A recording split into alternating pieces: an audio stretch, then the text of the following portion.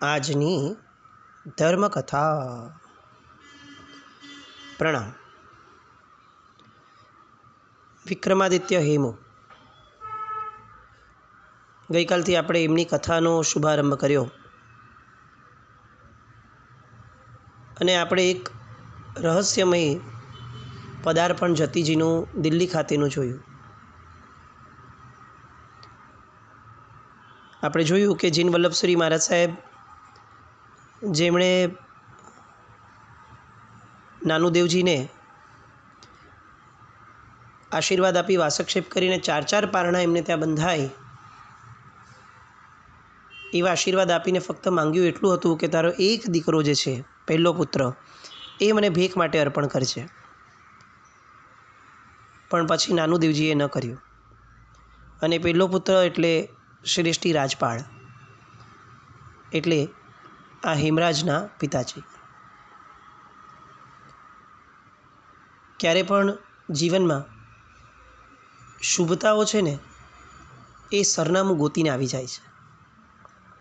જેમ કર્મ સરનામું ગોતીને આવી જાય ને, એમ શુભતાઓ પણ જો બહુ ઘૂંટી હોય તો સરનામું ગોતીને આવી જાય. જીન વલ્લભસુરી મહારાજ સાહેબે જે નાનુદેવજી પાસે વચન માંગ્યું હતું કે તારો એક દીકરો જે છે એ મને ભેખ માટે અર્પણ કરી દે છે, એ નાનુદેવજીએ ન માન્યું તો આજે પરિસ્થિતિ એવી આવીને ઊભી રહી કે કોઈક બીજા જતીજી, એ જ પ્રથમ દીકરા એમના રાજપાળ, એમના પુત્ર પાસે અત્યારે જૈન શાસન માટેની ભેખ ધરાવવા માટેની વાત મૂકવા આવ્યા છે. આ હેમરાજ જોનપુરની પ્રસિદ્ધ શાળામાં ભણેલા, નાની ઉંમરમાં જ સુબાની કૃપા મેળવેલી. એ સુબો જે હતો એ એમને હેમુજી કહીને બોલાવતા. પણ રાજપાળજીને બહુ જ મનમાં હતું કે મારે એને રાજકીય ખટપટોથી મારા દીકરાને દૂર રાખવો છે. એટલે એમણે ઝવેરીનો ધંધો શીખવ્યો. અને હેમરાજે થોડા વખતની અંદરમાં આ ઝવેરીના ધંધાની અંદરમાં ભારે નામના મેળવી. આખી દિલ્હીમાં એમની શાખ અજોડ હતી. નવાબો, સુબાઓ, સુલતાનો એ એમની પાસેથી ઝવેરાત લેવા માટે વારંવાર એમના પગથિયા આવતા. આ બાજુ જતીજી રજપૂતાનાનું આ રત્ન, એની મદદથી કંઈ એક મોટું કાર્ય કરવાની ભાવના લઈને આવ્યા હતા. પોતાના રસ્તે આગળ વધી રહ્યા હતા. દિલ્હીની રોનકદાર બજારો વટાવી એક મોટા ચકલાની અંદરમાં આવ્યા અને ઊભા રહ્યા. રસ્તે જનાર એક વ્યક્તિને પૂછ્યું કે હેમરાજજીનું મકાન ક્યાં છે? અને એકે આંગળી ચીંધીને બતાવ્યું કે જો આ હેમરાજજીનું મકાન. બહારથી મકાન જોયું. સાદી કોતરણીવાળું અને એક સફેદીથી મઢેલું મકાન. કેટલેક ઠેકાણે લાલ રંગની ઈંટોનું અને સાદા આછા રંગનું ચિત્રકામ. બહારથી જોનારને અંદરના વૈભવની કલ્પના પણ ન આવે એવું એ મકાન. આ આપણે ત્યાંની વિશેષતાઓ હતી. અત્યારે જે આપણે ઇન્ટિરિયર કે જે બધા માટે લાખો રૂપિયા ખર્ચીએ છીએ, આપણી પ્રજા, આપણા પૂર્વજો આવા નહોતા. આપણે ત્યાં આપણા વૈભવને ખુલ્લો મૂકવાની ક્યારેય પરંપરા જ નહોતી. એક બહુ સરસ વાત આપણે ત્યાં પ્રચલનમાં હતી કે સ્ત્રીનું શીલ અને પુરુષનો પૈસો એ ક્યારેય પ્રદર્શનમાં ન જાય. જ્યારથી સ્ત્રીનું રૂપ પ્રદર્શનમાં આવ્યું અને પુરુષનો પૈસો પ્રદર્શનમાં આવ્યો, ત્યારથી આપણે વાણિયાઓ, ગુજરાતી, જૈનો, આ બધાનું અધપતન નક્કી શરૂ થયું છે. પૈસા હોય કે ન હોય, મોટા મોટા ફ્લેટ લેવા, ઇન્ટિરિયરની પાછળ લાખો રૂપિયાનો ખર્ચો કરવો, વિદેશની વસ્તુઓ લાવવી, બ્રાન્ડેડના નામ પર આડેધડ પૈસા ખર્ચવા, આ આપણી પરંપરા ન હતી. આપણા શ્રાવકો છે ને, એક સમજણના ઘરમાંથી આવેલા હતા. એ ફક્ત કહેવાતા શ્રાવકો નહોતા આજની જેમ, કે જેને વ્યવહાર શ્રાવકો પણ કેવા કે નહીં એ પ્રશ્ન થાય. કારણ કે જ્યાં સાદગી નથી ત્યાં પરમાત્માનું શાસન કઈ રીતે હોઈ શકે? જ્યાં પૈસાનો દેખાડો, વૈભવનો દેખાડો, પુણ્યનો દેખાડો, આ બધા દેખાડાઓ હોય, ત્યાં શુદ્ધિ, વ્રત પાલન, આ બધું કઈ રીતે શક્ય બને? આજે પરિસ્થિતિ એવી આવીને ઊભી રહી કે આપણે લાખો ને કરોડો રૂપિયા ધર્મમાં ખર્ચીએ, પણ એટલા જ અથવા એનાથી ઘણા વધારે આપણે સંસારમાં પણ ખર્ચીએ, અને એનો કોઈ ક્ષોભ નહીં આપણને. પરિસ્થિતિ એ આવીને ઊભી રહે છે કે આપણાથી દાન ધર્મ વધતો જાય છે અને સાથે ભોગ એ પણ એટલો જ વધતો જાય છે. અને ધર્મની મૂળભૂત વ્યાખ્યા તો પાપનો નાશ છે, પુણ્યનો બંધ નથી. જેમ જેમ પાપથી ઓછા થતા જઈએ, પાપથી ટૂંકા થતા જઈએ, તેમ તેમ ધર્મ છે. સુકૃતો વધતા જાય અથવા દાન ધર્મ વધતો જાય, એ ધર્મક્રિયાઓ વધતી જાય, એ ધર્મ છે એવી વાત નથી. કશાયો મંદ થતા જાય, આપણી સંજ્ઞાઓ બધી નબળી પડતી જાય, એ ધર્મ છે. અને આજે એ વાતો આપણે ભૂલી ગયા. આ હિમરાજનું મકાન એ આવું એક સરસ મજાનું આલંબન આપનારું મકાન હતું.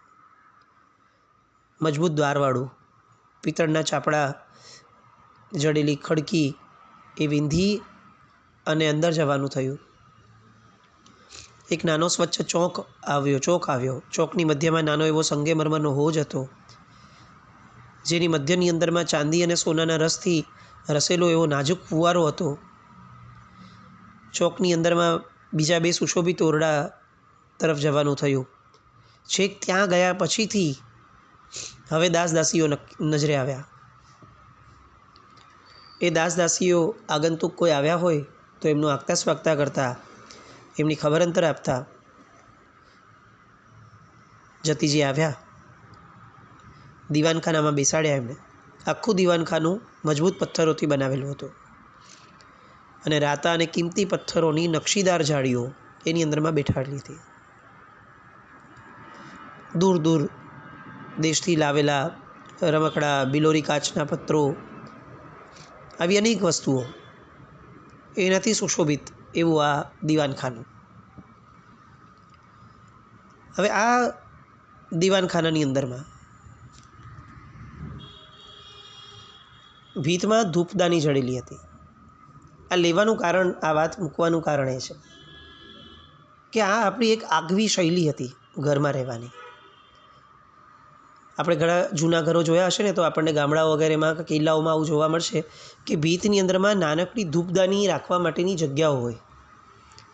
એમાં ધૂપદાની રખાતી, એમાં અગરું, સુવાસિત દ્રવ્ય, આ બધું બળતું. એના કારણે ઘરની અંદરમાં સુગંધ રહેતી. નંબર 1. નંબર 2, અગરું અને સુવાસિત દ્રવ્યના કારણે કોઈ પણ નબળું તત્વ, નબળી ઉર્જાઓ એ ઘરમાં આવી નથી શકતી. નંબર 3, અગરુની એક બહુ મોટી સ્પેશિયાલિટી છે કે કોઈની મેલી નજર હોય તો એ નજરને પણ એ અગરુનો ધૂપ એ નાશ કરાવે છે. અને એટલે જ આપણે ત્યાં જુઓ, ધૂપ પૂજા હકીકતની અંદરમાં આપણે જે ધૂપ સ્ટિકથી કરીએ છીએ એની તો કંઈ વાત જ નથી ક્યારેય. કૃષ્ણા ગરુવર ધૂપ ધરી છે, તો આ હતો. કાળો અગરું જે છે એ ધૂપ પૂજાનું સાધન હતું આપણું. આપણે તો ધૂપ સ્ટિક લઈ આવ્યા અને સાવ પતલી એવી ધૂપ સ્ટિક ફેરવી દઈએ અને કહી દઈએ કે આપણે ધૂપ પૂજા કરી. હિમરાજના ઘરની અંદરમાં, ઇનફેક્ટ એ સમયના શ્રાવકોના બધાના ઘરોની અંદરમાં આ કાળો અગરું એ ધૂપ પ્રજ્વલિત થતો. એ ધૂપની સુગંધથી ઘર આખું હંમેશા મહેકતું રહેતું. અને બીજા પણ અનેક ફાયદાઓ આવા ધૂપના વગેરેના થતા હતા. આપણે આવું ક્યારે કરી શકશું એ વિચારવું જોઈએ.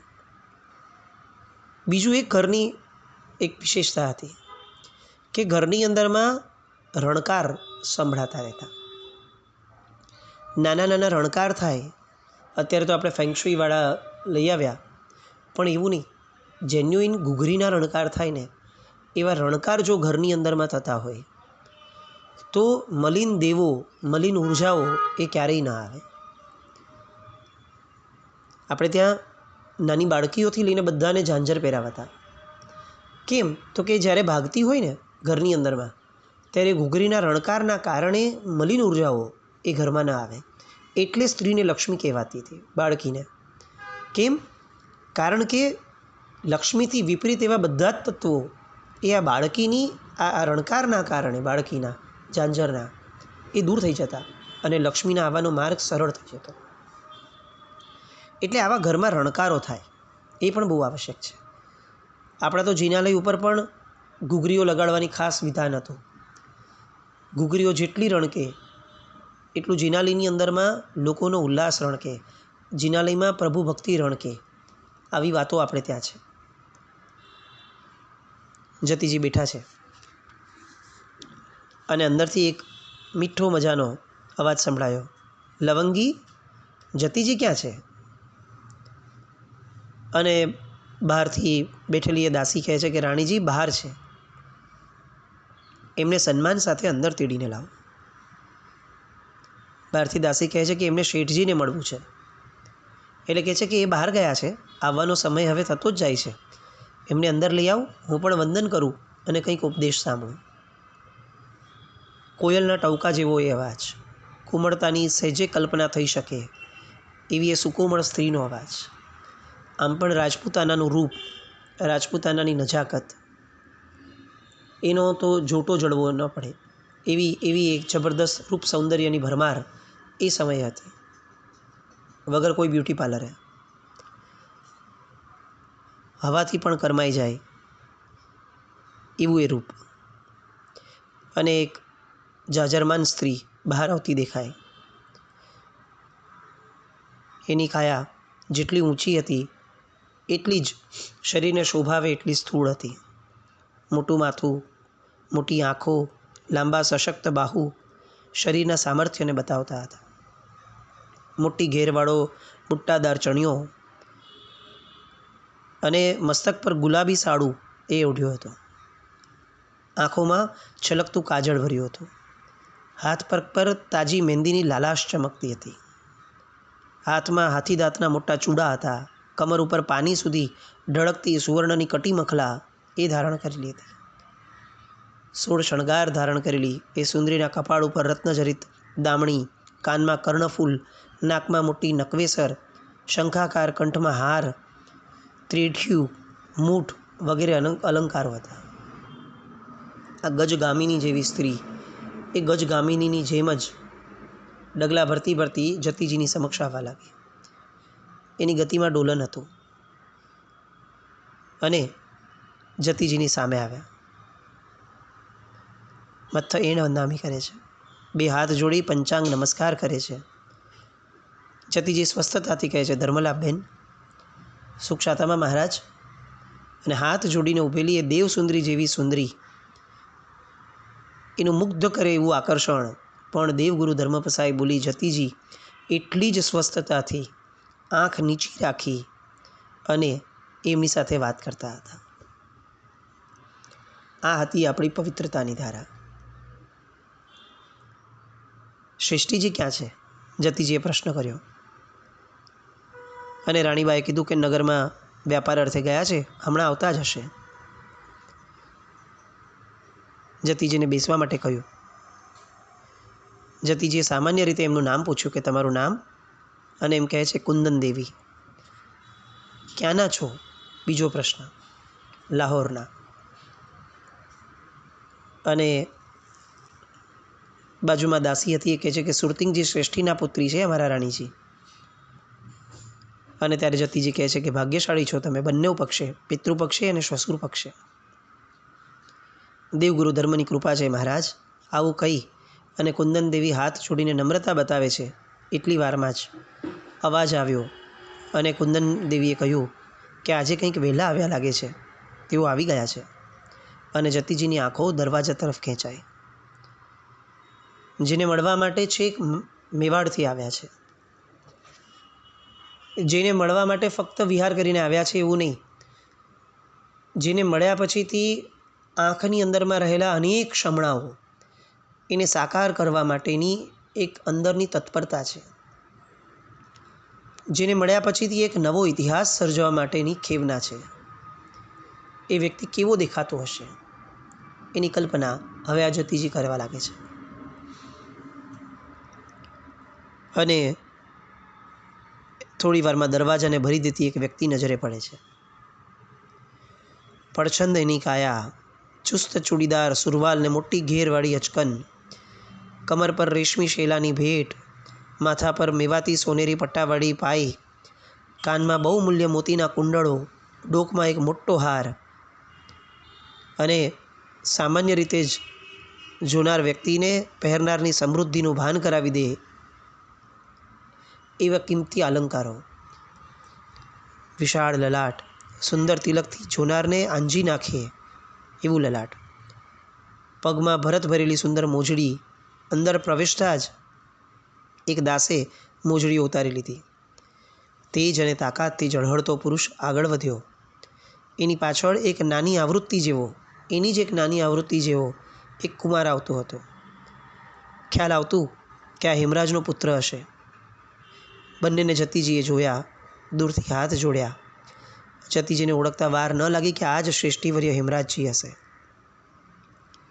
મત્થ એણ વંદામી કહી અને શ્રેષ્ઠીવર્ય હેમરાજજીએ નમસ્કાર કર્યા, બે હાથ જોડ્યા. લાંબી પુષ્ટ આંગળી પરની હીરાજડિત મુદ્રાઓ એ તેજ પણ વેરી રહી. ધર્મલાભ, જતીજીએ કહ્યું. અને ત્યારે કુંદન દેવી કહે છે કે મહારાજ શ્રી ક્યારના તમારી રાહ જોઈ રહ્યા હતા. વિલંબ માટે ક્ષમા ગુરુદેવ. થોડું ઝવેરાત બાદશાહી જનાનામાં આપવાનું હતું, એની પસંદગી કરાવવામાં વિલંબ થયો. અને ત્યારે જતીજી કહે છે, ઝવેરાત? હેમરાજજી, હું પણ દિલ્હીમાં ઝવેરાતની પસંદગી કરવા આવ્યો છું. અને પોતાની કમરમાં છુપાવેલો એક પત્ર એ કાઢી અને હેમરાજજીને આપે છે. હેમરાજજી વિનયપૂર્વક એ પત્ર વાંચે છે અને પૂછે છે, ફરમાવો કામકાજ. અને જતીજી કહે છે, કામકાજ તો શાસન સેવાનું છે શ્રેષ્ઠીરાજ. અત્યારે તો શેષનાગ ખડબડ્યા હોય એવું લાગે છે. થોડી રાજકથા પણ લાવ્યો છું, કંઈ કામ આવે તો વાત કરીએ. અને હેમરાજજી કહે છે કે અવશ્ય, પણ એની માટે આપણે એકાંતમાં બેસવું જરૂરી છે.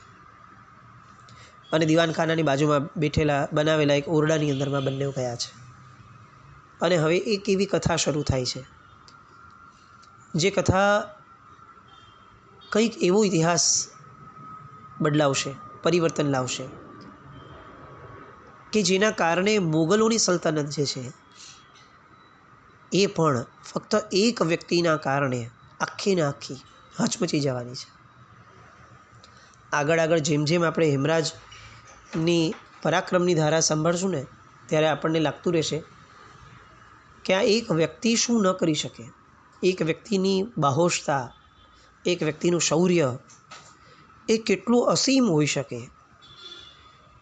અને અત્યારે ઝવેરીનો વ્યવસાય કરતો એવો આ વ્યક્તિ એ આટલો બધો બાહોશ સેનાપતિ કઈ રીતે થઈ શક્યો, એની બધી વાતો. જતીજી એક ઝવેરીમાંથી એક રાજા, સમ્રાટ, ચક્રવર્તી ગોતી શક્યા. દિલ્હીના તખ્ત ઉપર બેસાડવા માટેનું એક સરસ મજાનું આયામ ઊભું કરી શક્યા. એ પ્રોસેસ, એ કાર્ય કઈ રીતે થઈ શક્યું, એની બધી વાતો. અને એ ઓરડામાં પ્રવેશ કરતાં જ ઓરડાની દિવાલો પર લાગેલું એક આખું સૌંદર્ય, ચકાચોંધ કરી શકે એવું સૌંદર્ય, ગુપ્તખંડ હતો. કદાચ એવું લાગ્યું કે અહીંયા આ રોજ નહીં ખુલતો હોય, ક્યારેક જ ખુલતો હશે. એ શૂરવીર સેનાપતિની યુદ્ધ કચેરી જેવો એ ઓરડો, એમાં પ્રવેશ થયો. એ ઓરડો કેવો હતો, એ ખંડ કેવો હતો, એ ખંડની દિવાલો પર શું હતું, એ ખંડની દિવાલો પર જે હતું એની પાછળ આ હિમરાજના કેવા સપનાઓ છુપાયેલા હતા. એ છુપાયેલા સપનાઓને હવે આ જતીજી કઈ રીતે હવા નાખે છે, એ બધી વાત માટે આવતીકાલે ફરીથી મળીએ. જીના કંઈ પણ બોલાવ્યો તો મિચ્છામિ દુક્કડમ. જૈનમ જયતિ શાસન.